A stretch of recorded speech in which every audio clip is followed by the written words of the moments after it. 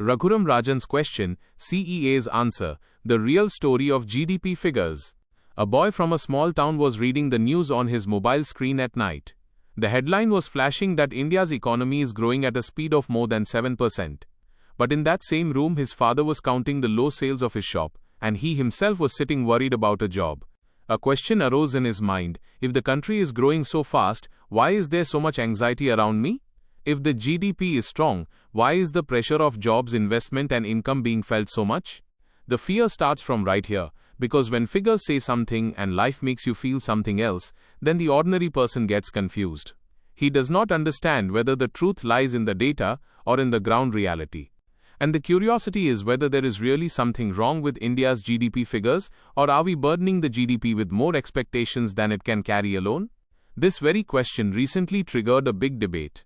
On one side, former RBI Governor Raghuram Rajan said that India's strong growth numbers do not show the full truth of the ground. On the other side, Chief Economic Advisor 𝐻𝐵 Anantha Nageswaran defended the credibility of the GDP data, saying that India does not use methodology or base year changes to artificially inflate figures. This debate is not just a technical fight among economists. This debate is connected to every student, investor, job seeker, shopkeeper and taxpayer, because after all, GDP means the economic heartbeat of the country. But before understanding GDP, one thing has to be made clear. GDP is not like a shop's cash counter where exact money is counted at the end of the day. GDP is an estimate, that is, a structured calculation of the value of goods and services produced in the entire country during a specific period. It includes factories, farms, services, government spending, and many sectors. That is why the CEA said that no country in the world can claim to have a completely perfect way of measuring GDP. Every country does estimation, but with accepted methods. India also follows the international standards of national accounts and statistical procedures. But the problem arises when people start linking GDP directly with their salary, shop sales, or a job guarantee. Raghuram Rajan's concern was also connected to this. His point was that if the economy is so strong, why does corporate investment not look that powerful, and why is weakness visible in foreign investment? His point was that along with strong growth numbers, some ground indicators should also be strong. If companies are not investing on a large scale, it is natural to raise questions about the quality of growth. Here, Rajan was not calling the GDP completely wrong. He was asking whether these figures show the full health of the economy, or do they only show the strength of certain parts? On the other side, the CEA's response was that criticizing is fine, but data cannot be rejected just because it does not match our expectations. His point was that changing the GDP methodology is a normal statistical exercise across the world. The base year is changed so that the new structure of the economy, new sectors, and changed consumption patterns can be better captured. India recently revised its GDP series with a new base year and updated methodology. The CEA took this very example to say that if the government wanted, it could have shown inflated figures. According to him, in many countries the GDP size goes up after rebasing, but in India's case the revised number went down. This is the point he put forward in defense, that India is not using methodology changes for the inflation of numbers. His message was clear: if the government only wanted to show a good picture, it would have been easy to show a higher GDP number. But the revised estimate coming down shows that the purpose of the exercise was not to make the number beautiful, but to make it better. Here, the most important thing for an ordinary viewer to understand is that GDP rebasing is not a scam. It is a process of updating the changing reality of the economy. Just as a family's budget was different 10 years ago and is different today, similarly in the economy too, it is necessary to capture new services, digital payments, online platforms, and changing consumption. But this does not mean that every question is over. There is always room for improvement in GDP estimation, and credible institutions around the world also keep giving suggestions on methodology. The CEA also said that the criticism from international institutions has mostly been regarding methodology improvements, not about the basic credibility of the data. That means, the question is about making the process better, not about breaking the trust completely. Now the question comes, whose word should the common man take? Rajan's concern or the CEA's defense? The truth is that both points are important at different layers. Rajan reminds us that behind GDP growth, we should also look at signals like investment, jobs, private sector confidence, and foreign capital. The CEA reminds us that calling official statistics unreliable merely on the basis of perception is also not the right approach, especially when the data is prepared using globally accepted methods. Meaning, the debate does not mean that India's growth is fake. The debate means that the depth, distribution and quality of growth have to be understood. Suppose a new mall opened in a city, highways were built, banks' business increased, and digital services expanded rapidly. The GDP might increase, but a small shopkeeper in that same city can still be under pressure. This is why GDP shows the national picture, but the picture of every home is different. The country can grow, yet some sectors can struggle. In India's economy, services and manufacturing have given a strong contribution in recent times. But the question of employment is more complex, because every growth does not create an equal number of jobs. Today, capital-intensive growth is increasing in the world. This means that while output increases through machines, automation, technology and big investments, jobs are not created for people everywhere in the same proportion. The CEA raised this very point in the context of the youth as well.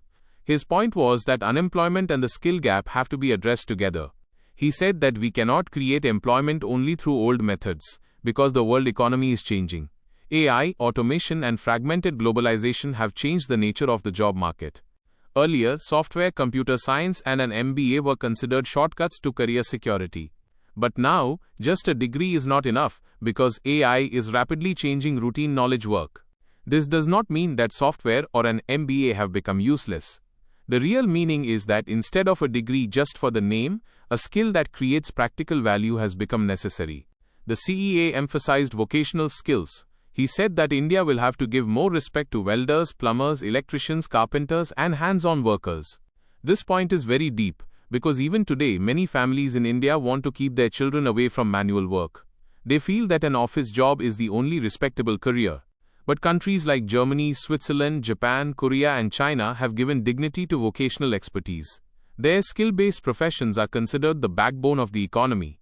In India, if an electrician is well-trained, a plumber is professional, a welder is certified and a caregiver is skilled, it does not just increase individual income, but increases the productivity of the entire economy. The CEA also mentioned areas like caregiving, culinary arts, hospital staff, sports education, elderly care, and counseling for special needs children. These sectors demand a human touch. AI can write code, analyze data and draft emails, but human presence is still necessary for the care of an elderly person, the counseling of a child, the emotional support of a patient, and the craft of the kitchen. This is the reason why future jobs will not be created on laptops alone. Many jobs will be made through hands, heart, and human judgment. Now coming back to the GDP debate, if the economy is growing, that is a good thing. But if the youth is not employable, the benefit of growth will feel limited. If manufacturing is growing but production is highly automated, the output will increase, but fewer jobs might be created.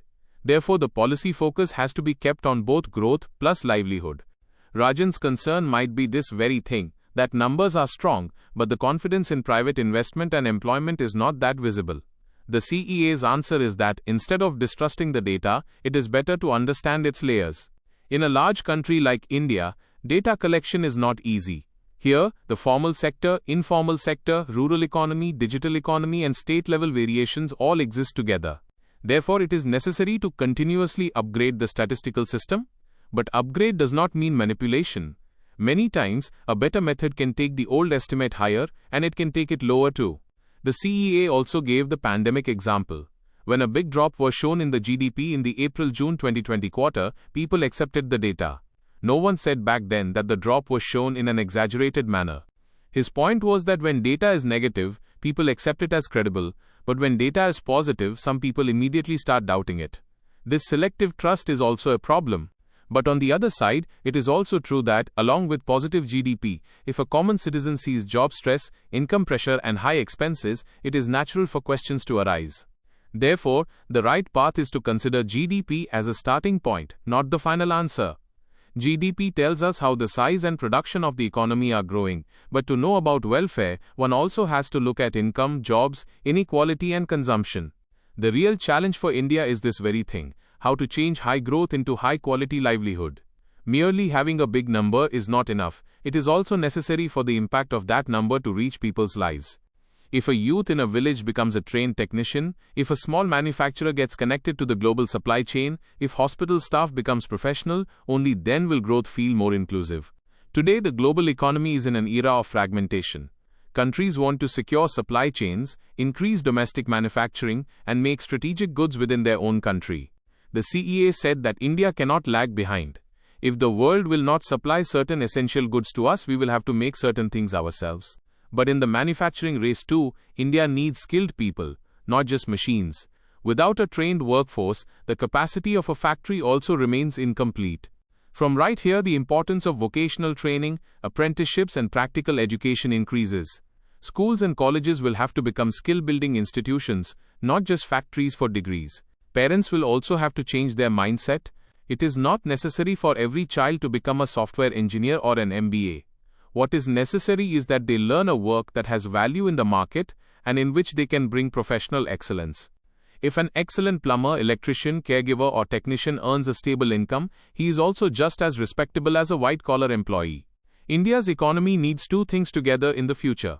On one side, reliable data so that policy is made correctly. On the other side, skilled people so that growth reaches the ground. The debate between Rajan and the CEA teaches us this very thing, that asking questions about figures is not wrong, but dismissing figures without understanding them is also wrong. If the credibility of GDP is to be saved, the methodology must be transparent and updated. If the trust in growth is to be saved, serious work must be done on employment, investment and skill development. For an ordinary viewer, the meaning of this entire story is that India's growth story is going on, but this story is not simple. It has numbers too, doubts too, and preparation for the future too. If you are a student, do not just sit relying on a degree. If you are an investor, look at private investment and sector trends, along with GDP. If you are a job seeker, do not get stuck in the fear of AI. Build a skill within yourself that a machine cannot easily replace. And if you want to understand policy, remember that the economy is not just a headline. It is the entire network of data, ground reality, skills, investment, and human hard work. In the end, the question is not whether the GDP data is right or wrong. The big question is whether we are able to change GDP growth into real jobs, real skills, and real prosperity. Because the real strength of the country is not visible in figures alone. It is visible when the story of growth steps out of the mobile screen and starts being felt in people's lives. If this video has taught you something new, or if you feel this information should reach more people, don't forget to like and share the video. Your small share can become valuable and useful information for someone else. If you have any questions related to this topic, or if you would like to share your opinion with us, be sure to write in the comment box. We read every question and suggestion from you, because your feedback inspires us to create better content. And if you want to keep receiving such interesting and reliable information about business, the economy, and the world in the future, then don't forget to subscribe to our channel GRT Business and also press the bell icon so that you get notifications of every new video directly. At GRT Business, we always strive to provide you with accurate, balanced, and reliable information. Our news and analysis are prepared based on information obtained from various news agencies, public sources, and public opinion. We make every effort to verify and validate each fact as much as possible.